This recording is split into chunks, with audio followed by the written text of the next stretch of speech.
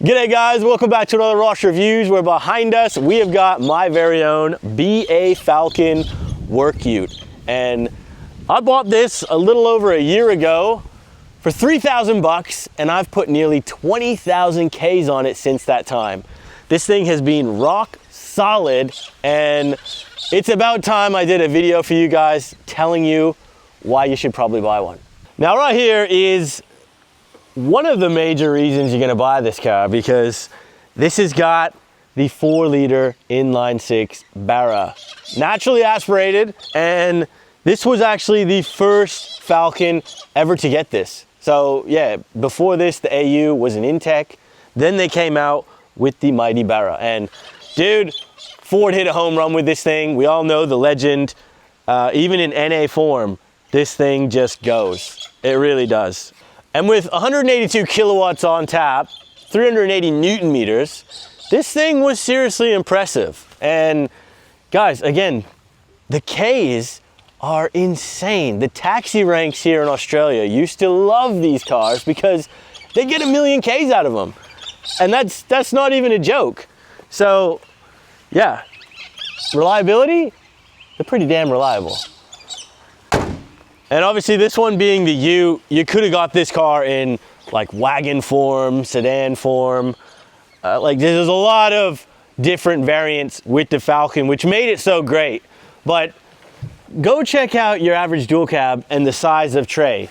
This thing is this is a proper Ute tray. Like you can fit a lot more stuff in this, and yeah, again, it's not cheap Chinese junk. This thing was built here in Australia, and it's been lasting for what, 20 years? This thing's over 20 years old. It's a 2004 model.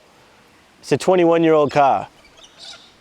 Still kicking at 308,000 Ks, guys. Can your LDV do that? I don't think so.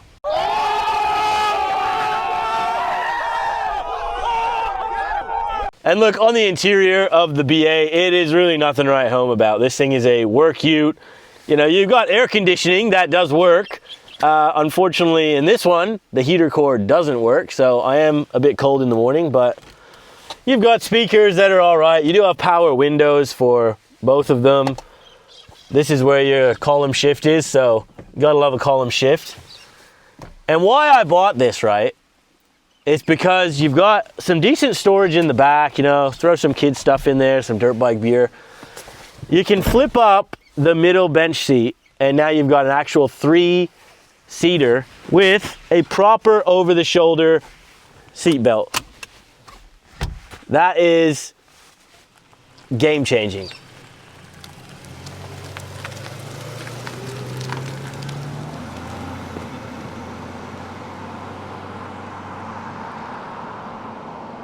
All right, guys, in the trusty BA Falcon. And yeah, I really probably should have done a review on this earlier, but I've just been busy, you know. I've been doing life, enjoying my time with this car, loading the bikes in the back, using it really as a daily. And when I go to the local supermarket, I finally have no stress parking anywhere. I just ram this thing, curb, jump, whatever, bro. Like, scratch it up, kick it, dent it, who cares? That's really my favorite thing about this car, like, legitimately. But out on the road, yes, it's not a V8, yes, it's not a turbo, it's not got that power, but it's got decent power if you're comparing this to, again, said cheap Chinese Ute. You know, small displacement motors that, you know, all these little displacement cars that they're trying to sell us now. This thing still got ample torque, and you roll onto the pedal, it's still got some movement there, you know? You also got to just remember the servicing cost, almost nothing. So much room in the engine bay to work. Like, go look at a modern car's engine bay, and you will be, yeah, you gotta be some master engineer just to take the thing apart.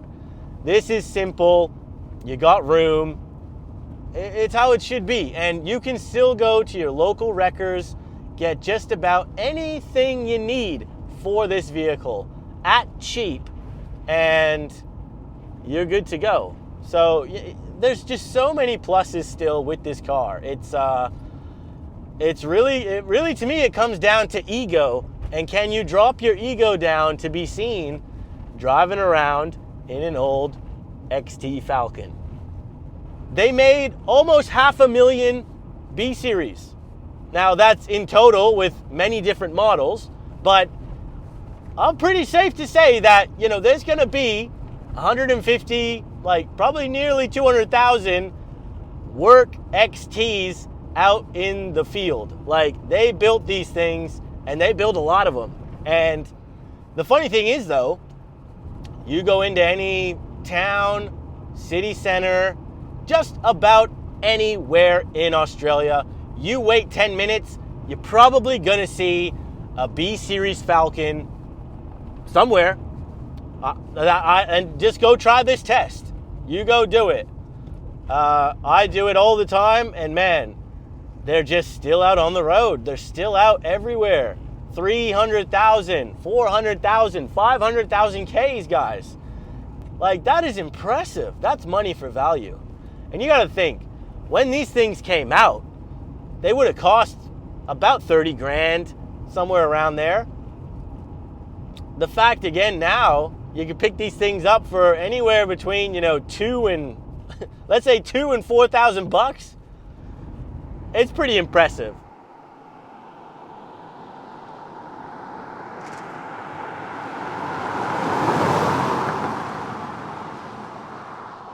Now, in terms of practicality, yes, you're limited with the Ute because you don't have back seats, but I will say you've got far more room in the back behind the seats than you do in the Commodore. Like any Commodore Ute, you don't have much space at all. These actually have a fair amount of space in the back. You can put storage. This one having the optional bench seat, I just love it. You know, the fact that I can throw my 2 kids in here, we can go out into the bush, have all our motorcycles on the back. It's, you know, not 4-wheel drive, but it's capable enough. You know, you can do light off-roading in this thing. It would be nice if mine had the optional LSD at the rear. It doesn't, unfortunately. So you got to be careful, but as long as it's not too muddy, this thing will go down any dirt road, you know, any rough trail. It can manage. And according to Australia's Best Car Awards, they named the 2002 XT Falcon the Family Car of the Year. They also named it in 2004 Best Family Car of the Year, and I think in 2003 the Fairmont got the Best Family Car of the Year, something like this. You know, this thing was big news, and the Falcon was loved. You know, they sold a lot of these things. Like, again, they made almost 500,000 of these things. That's a huge number for a country that back then, you know, we're 24 million now. What was this 20 years ago? It was probably maybe 18 million, 19 million, something like that probably. I don't know.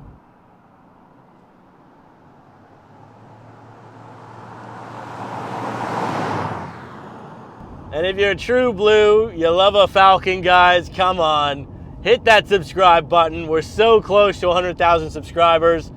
We've covered so many Falcons on the channel. Go watch a few more episodes, and yeah, appreciate the love, boys. Now, yes, you're always gonna have quirks in a Falcon, but that's part of being a Falcon owner. Ask any true Falcon enthusiast. Every single one, regardless of the generation, the condition, it's all got quirks. This thing, you know, the brakes are a little bit warpy from the previous owner. Mate, I picked up a brand new set, discs, pads, like the whole kit, 300 bucks. And it doesn't take a rocket scientist to put them on. You know, it was built simple for the average person to work on their car. And yeah, I just look back at this car and I think we don't need all this fancy nonsense. Like, we don't need it. This thing still cost me about $100 to fill up, guys, and I'll get roughly 500-ish, maybe 600 Ks if I'm just cruising this thing out on the highway. So, you know, yeah, it drinks a little bit, but it's nothing crazy.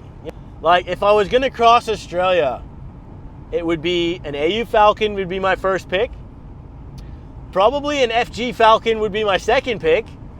And then it's the B Series Falcon. Like, you know, the B Series, it does have a few more quirks, I would say, than the AU and then the FG. But at the end of the day, you know, this thing is still going to get you home, man. It's, they're just built different. There's just something so Australian about cruising a country road in one of these Falcons. I'm sorry, like a 20-plus-year-old Falcon, it just feels nostalgic. It's not fast, it's not crazy, it's not like fun, but I don't know, you just get kind of almost a proud feeling of it.